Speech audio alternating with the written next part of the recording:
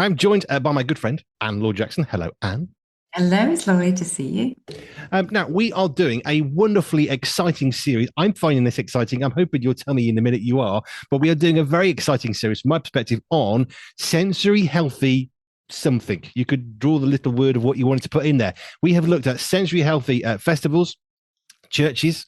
We've looked at driving last time, and we're going to do a part two today. And we're looking at these different scenarios and how do you make them better from a sensory healthy perspective. Have you enjoyed these as much as I already am? Oh, I cannot wait. I just keep like I keep waking up. I keep thinking, oh, we could do this one. Oh, we could do that one. It's just like, well, we'll just one at a time's fine. But it's just like there is so much in everyday life that could just if we just raise people's awareness of how to make life a bit easier in one circumstance or another, or really help where actually it's really hard.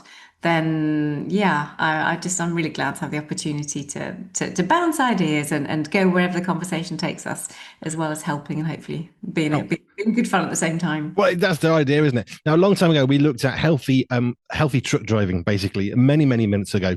We looked at how can we make trucks better, and effectively, what we ended up doing was coming up with a design for a truck cab that was better than everybody who'd ever done it on the market. Why has my phone logged me out? That's really unhelpful. I was trying to get the questions that I had in front of me. Right, let's do it that way.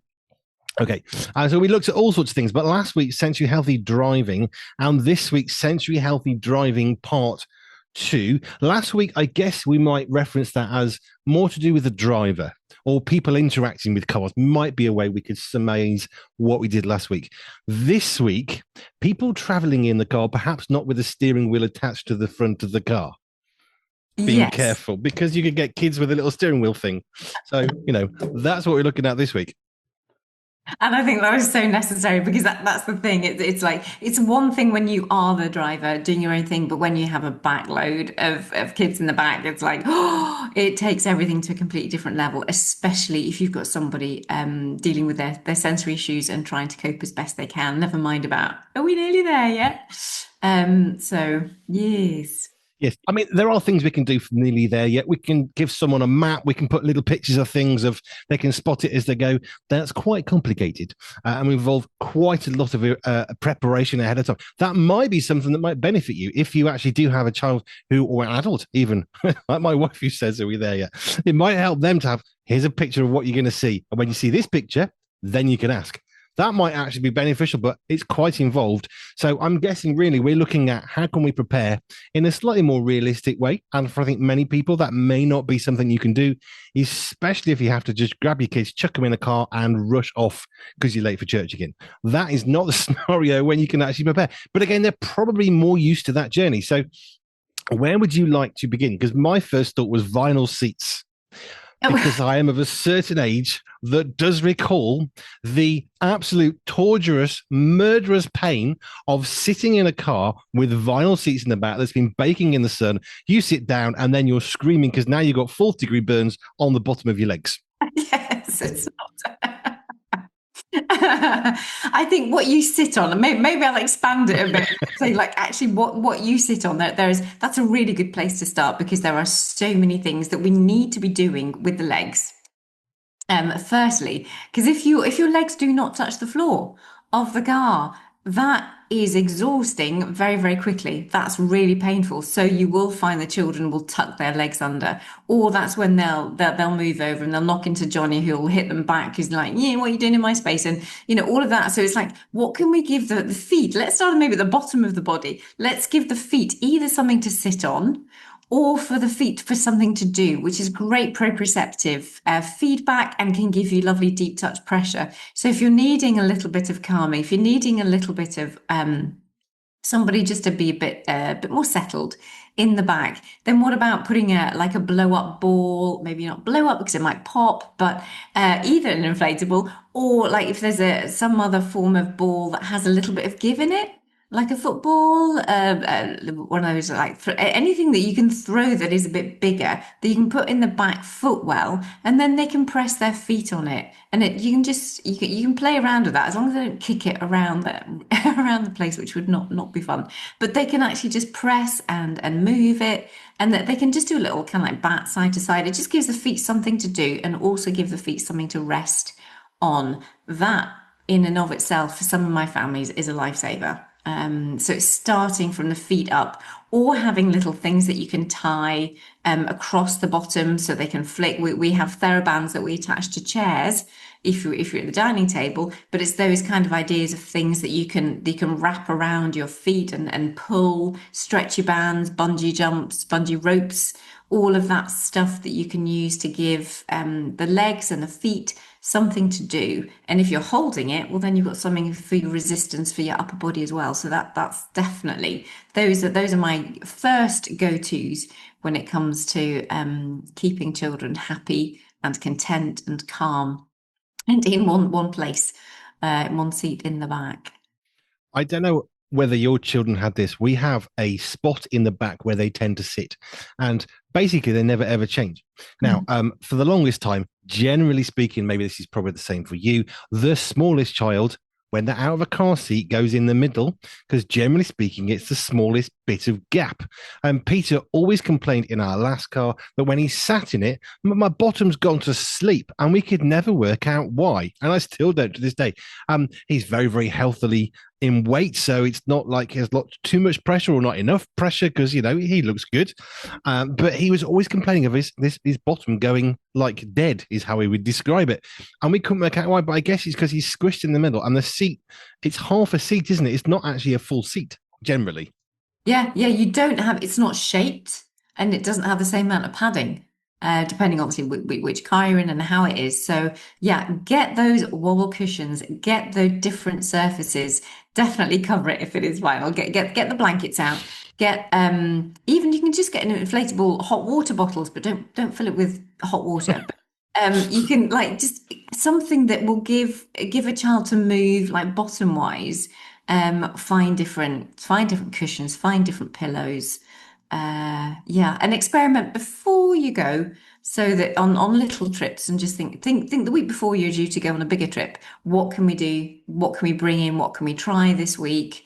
Who needs to try what? And so different seating options, even though you have to be strapped in, then you can at least be sitting with a little bit more padding or a little bit more wibble, a little bit more wobble.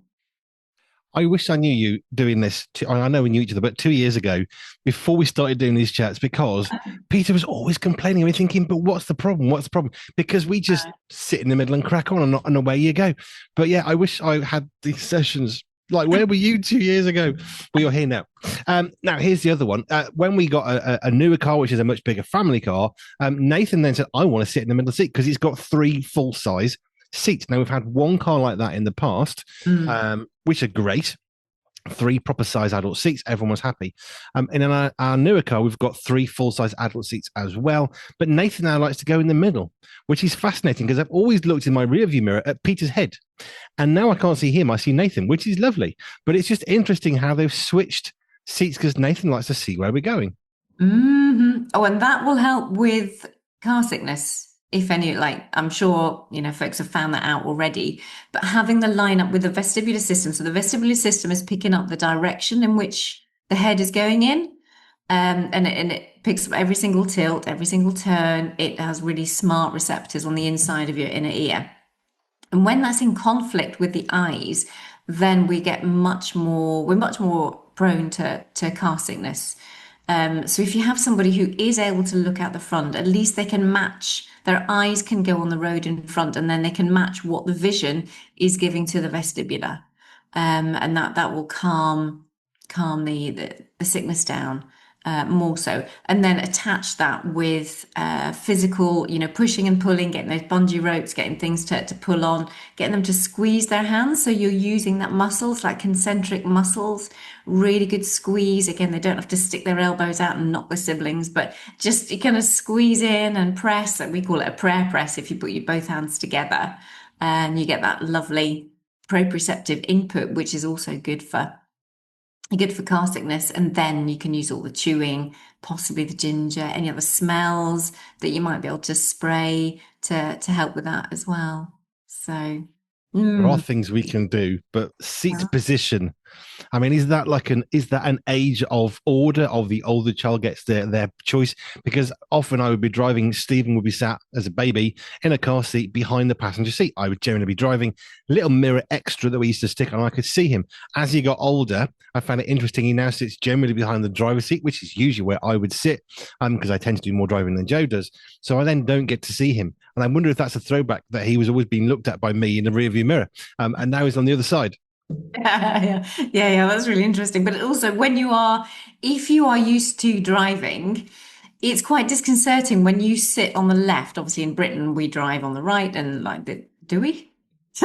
Where's Left. the steering wheel? No, well, Please say we drive on. I would. You sit on the right of the car and drive on the left. Just thank you. That's good to just explain checking. that. But but if you're sitting on the left and you are a driver, your visual processing and your spatial awareness is very different. So it's like it's very you want to move because you just think you're going to crash or you're going to scratch something because you're not your perception, your visual perception is very different when you're in the driving seat and how close what you can do with the left side of your car and what you can do with the right side of your car when you're seated in different positions. So it is interesting that a lot of the drivers will often choose to sit on the right hand side behind the driver's seat because again the perception is more comfortable for them, because if you're on the left then or the opposite side to the steering wheel, then you can feel a little bit like, oh, that's a bit close, or it's a little more anxiety provoking than perhaps it might need to be. I'd never thought about that before, but usually because I'm driving the car, so that's Yeah. fine. I mean, it's just the way it goes. Yeah. Right now, also, I was thinking about games, which I know you mentioned, but games that you can play in a car. Now, we're really fortunate. So years ago, we were coming back from Scotland, a super long trip, and Joe and I said at that point, we are never doing a long trip without a DVD player in the car. Just never ever going to happen again. So Right. we did buy a DVD player for the back of the car because Stephen, little baby, drove to Scotland and he was sort of okay with it at like 2 or 3. And I think he was all right with the distance. But on the way back, you could tell he'd already worked out this is a long distance and I'm not happy with this because I want to get out and play. And so he was not a happy chappy on the way down. Sorry, Stephen. But it's a good story. So then we bought a DVD player for the back of the car. Now, our current car, the bigger one, has got DVD screens in the back of the seats, which is superb. Although the poor passenger front has to put the DVD in and out. But hey, that's a small issue. But they have the DVDs on. And I find it fascinating that some like to watch films and some don't, because for some people, staring at a digital screen will actually create sickness in the car that perhaps otherwise wouldn't have been. Yeah. Yeah, and that goes along with that mismatch of the visual and the auditory, actually, because your auditory is picking up from the screen and is conflicting with the auditory system, that obviously the sounds from the car should be telling you, giving you more awareness of whereabouts you are and what's happening and how fast you're going. All of those clues are coming from the auditory system as well, from what we're hearing. And you take that out and you change vision, but your vestibular system is still telling you that you're moving, and you might be twisting and turning, but it's not getting the rest of that input from the rest of the senses. So yeah. So here's one then. One of their favorite films when we had a DVD player back in the day was the film Cars, which is all about cars in a karting land, racing and driving. But they loved that film. But I would imagine for many adults, perhaps that would be the worst possible type of film, because you've got racing engines and wheel spin and squeaking around corners while you're doing 30 miles an hour through a town. Yeah, you have to be a really well integrated adult to be able to cope with that. Thing. Oh, where's that sound coming from? Oh, it's only the back.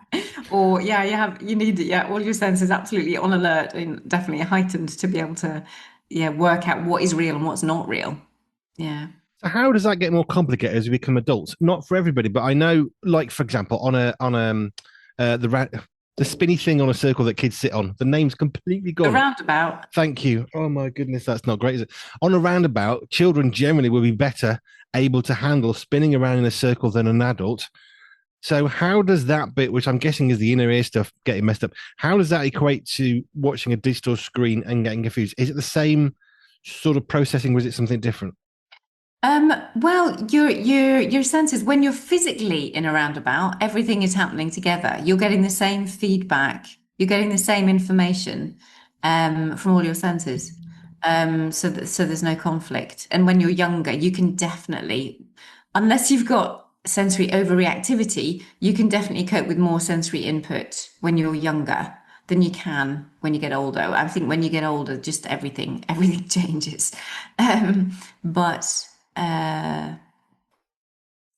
so where are we going with that? But yeah, everything is in alignment when the whole body is involved in doing something natural like that. Whereas if you're on a screen, that's not a natural thing, and you've got a conflict going on. I mean, ballerinas actually try and use have a fine balance between how they can spin so much and yet not get dizzy. And they use their eyes well. They use their eyes to kind of hold a position, but then it eventually does flip round. So they've got a fine, yeah, it's just a fine line between trying to cheat the brain into getting overloaded by all of this vestibular input that will just make you sick, or completely dizzy and lose your coordination, to if it's too much conflict, then you're going to get sick with it. I've seen ballerinas on films. I'm not really into ballet, but I've seen them where their head sort of flicks around, doesn't it? So they have a point they're looking at, their body's moving, and all of a sudden their head then flicks around faster than the body to catch up. And it's kind of impressive to watch. But I guess that is tricking the brain to say we're not actually spinning around. It's okay. Yeah, it's okay. Yeah. But it's probably not for most of us, but No. professionals. Right, back to cars. So one of the simple things that I was thinking about was games. So, I mean, there's all sorts of games, and what am I thinking of is one of the games you can do, starting with a letter. What can we see? What can you see? And that's a really simple one that you can do. Card games. I remember driving to Denmark as a passenger. I was a small kid. We drove to Denmark, so we drove across England in this big old taxi, got a ferry, and then drove across to Legoland in Denmark. But we were playing cards in the back because it was a really big wide seat, and there were more of us than there should have been, but hey. But we played cards. There are various things you can do that perhaps are not digital, which might be better for some. But of course, then potentially, if you're playing cards, you've got the issue of the smell that could be unpleasant for somebody. Yeah, you could have anything. Again, you got the mix of vision. You've not got, at least it's nice if you can physically get involved with something. If it's not the feet, then get the hands. And if it's not the hands doing something, well, then get the mouth. Whether it be making sure that you have the snacks in the car, that's another option. Have your snack in the car, but take a break to go for a walk. So often we do it the other way. We often think, actually, let's stop and we'll have something to, we'll sit down and have a meal, or we'll sit down and have something to drink. You'd be much better flipping it so that you can still stop at the service stations, but buy the things that you can eat in the car to help the time pass, but also because you've got proprioceptive input going into the mouth as you suck the straw, as you chew. So yeah, but go for a walk, still take the break, but use it to charge up the proprioceptive vestibular system. Or even ideally, we need to have, here we go, redesigning everything. We need to get some massage stations, all these little vibration stations where you can sit and get a lovely dose of vibration. Oh, actually, do you know that these fish spas, that's an alternative one. The beauty spas that could be at petrol stations, service stations, and they have the fish. I don't know if you've ever experienced it. You have the fish in your foot spa and they nibble your feet. So it will be a complete nightmare for some people, but for others, you've got this lovely tactile experience, and your feet are soft and warm, and you get a kind of a little massage, but it's fish that are doing it for you. So service stations could have a whole sensory experiences to renew and refresh the body, and leave the food to actually eating in the car. Because that's a great way of passing time, unless you're the driver, which is then a bit unfortunate because it's a bit more of a hazard to be eating and driving at the same time. And I'm not sure if we're allowed to do that anymore. I don't know. But Also, please don't put a foot spa next to the pedals in the front seat of the driver's car. Not a good idea with little fish floating around. Would not be. This is for the service stations, for them to provide something for you to go out of the car to do. I think you've described my biggest nightmare, to be honest, is sticking my feet in a thing with fish. I would be absolutely terrified of splatting them, or jerking or something and kicking them out. That would not be my idea of a pleasurable afternoon. Absolutely not. Do you know, I'm going to get you a gift. It's like, when's your birthday? It's like, no, July. I hear you. I hear you, sir. We all have different interests and things that we enjoy, and that would not be one for me. Massage, fantastic, but no fish. No, they can stay in the sea, thanks, or in an aquarium. I'm not sticking my feet and standing up. Right, I have no idea what we're talking about now. That's completely thrown me. Yes, games. Oh yeah. Did you have any games that work with your kids well?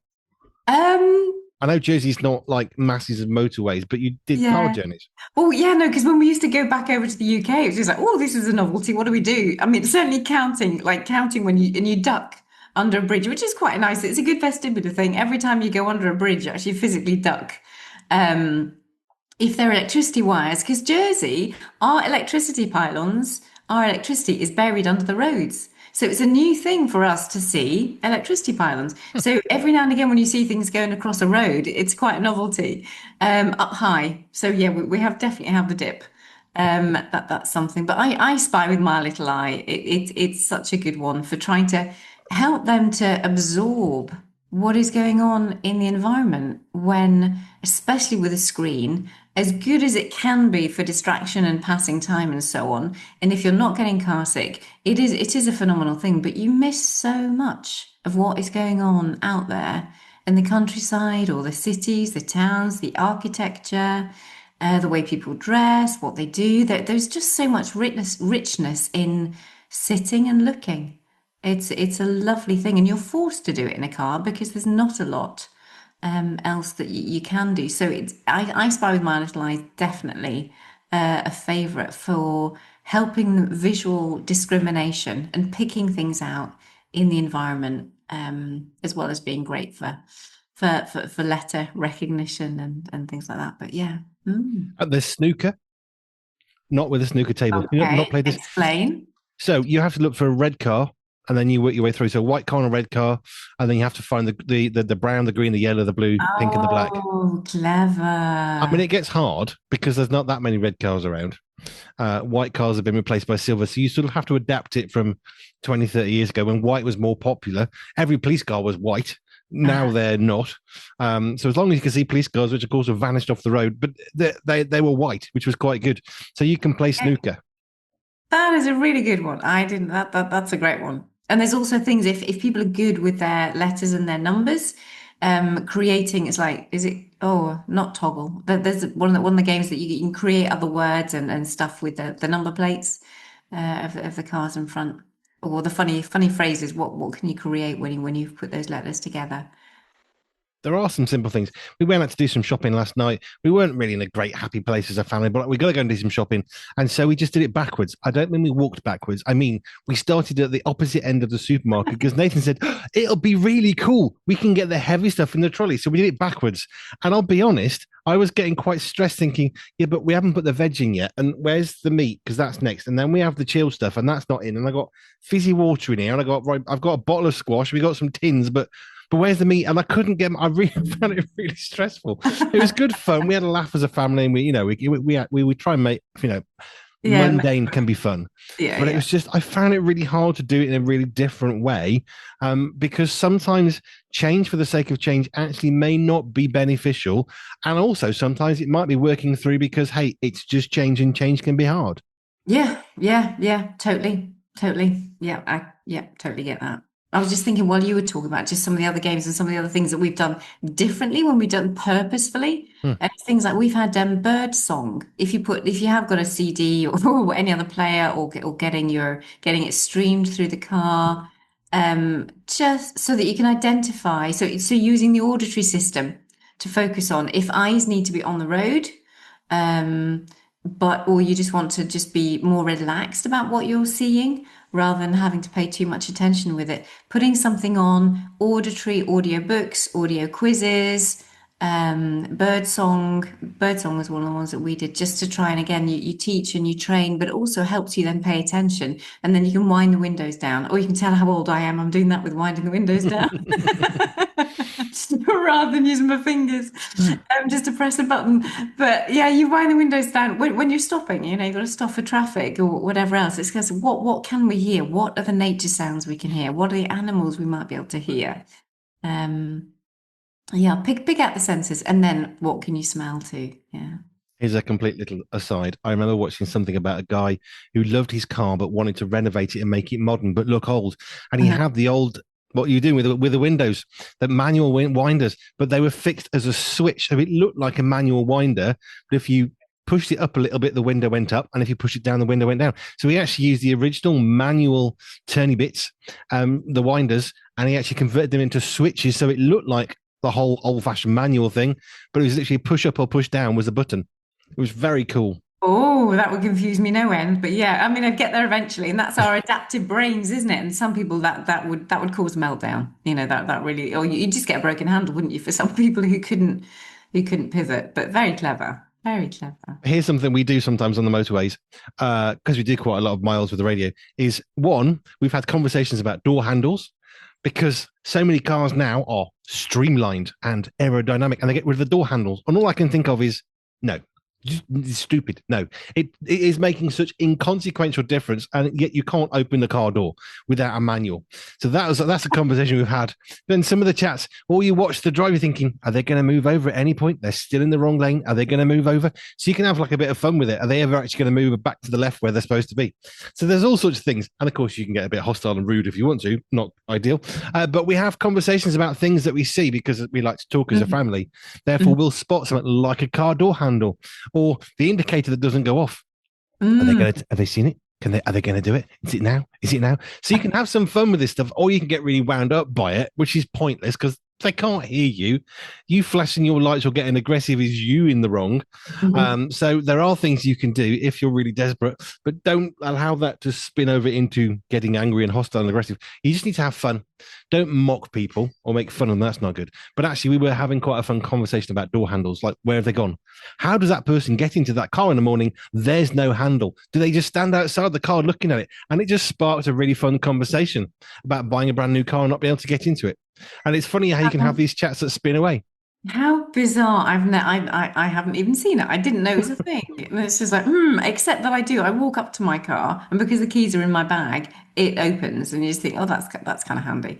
But there are occasions when I've walked away and it hasn't locked, and it's just like, oh dear, that's not so good, right? But So how do you check it? You have to give your keys to a stranger or leave them in the middle of nowhere to walk back to your car to make sure it's actually locked and hope that no one nicks your keys that are now over there. Yes. Driverless or keyless entry, clever, but with a caveat of yes, but. So that's the other thing. We've had chats about car design, and you just find things that are fun to chat about. Or the other one is spot the road workers when you're going through the cones. Maybe there's some traffic, intersection, and there's traffic on the motorway, and there's cones out everywhere. Can we spot anybody working? That's always a good fun one. No, we were sat at the traffic lights yesterday because they've closed the road off and they're doing some stuff, and we were sat there because we were sitting there for about 10 minutes because there's like a dual carriageway that had been closed off for some roadworks. So we had to go around a little diversion bit on a funny roundabout thing, and we were stuck, and it was letting two cars through at a time because this is like for local traffic. Nobody ever drives there. Didn't change the traffic lights. So then we have a fun chat. Oh, the door's open. Are they going to do something? Oh, having a coffee. Oh, there's the lights going. And you can have fun with it, or you get really wound up, which is not great. Oh, I think it's so good. If the take-home message for me would be from this, just make light-hearted anything you possibly can, anything that is happening, and any stress that is, or anything that has a potential to invoke stress in your car and in your car journey. See how you can turn it around, make light of it. That will, be very, very helpful. But it can be building memories. We came back the other way through the same bit of dual carriageway, and we were trying to work out where are the workers? Are they doing some work? Well, they're parked in the middle of the road. Does that constitute the reason to shut the thing down? They could have parked off the carriageway. So we just had fun with it, and then we decided since the road was actually missing in one section, maybe it was wise. Yeah. So. But either you get really frustrated, like you said, with the mundane of life, and it can get mundane. We do lots of driving, so you can think, oh, it's this portion of the M1 again, or you think, hey, that's fine. What's going on over here? What's going on over there? Or you have a conversation, which we love to do in the music. One thing I can't do is talk only radio, which is odd because I run a radio station. But if it's just voices, especially sport, I get a headache and I can't tolerate it at all. I can't live with it. Music and interlude chat is fine, but too prolonged, I struggle if it's sport. Non-sport I can cope with, but not sport talk on the radio, which we don't listen to anyway. Yeah, yeah, interesting. And that's where we each need to know our own sensory thumbprints so that we can thrive in sensory health. Amen. Yes. I think it's because they start to shout when they get excited, and Um, I don't like shouty chat because yes. it makes me very uncomfortable. Yes. We're all different and wonderfully and beautifully made, intrinsically different, and yet all made in this image of God, which is beautiful. Amen. You're made purposely and on purpose by God who loves you. Now, I'm keep on saying this because it's important after what we've seen in Parliament recently.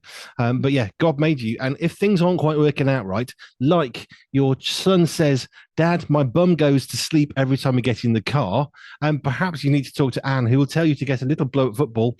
Or I like the hot water balloon thing, the hot water bottle. We cold it with some sort of cold water so they can wobble at the back. Hmm. That would have been amazing. And there's a thought. Oh, another one for you. Motorbikes, Mm. seats. So there are different types of motorbikes. Really, really briefly, there are what we call a naked motorbike, which is just a bike. It's got no fairing. It's just literally lights and an engine and a seat. And then you can go up to the sports bikes, which have lots of fairing and all the rest of it. But generally speaking, the more you go away from the naked bike to a fully faired bike, the less the seat gets comfortable.